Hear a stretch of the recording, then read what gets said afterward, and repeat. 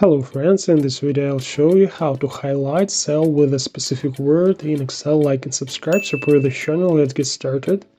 Let's say we have a range of data and our task is to highlight those cells that contain a specific word from cell D14.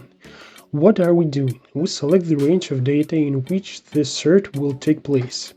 Go to Conditional Formatting, New Rule. Next, select the option Use the formula to determine which cells to format and enter a formula of this type.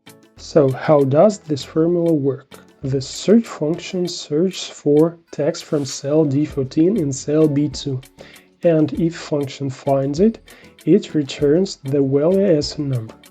And the isNumber function returns true if it received this number, then as a result the cell fills in. If the number is not received, the function returns false, which means that the cell is not filled in. And since we have highlighted the entire range, the formula checks each cell. Click Format and select the Fill column, and then click OK. Now we enter a word into the search cell. For example, this is the manager's name.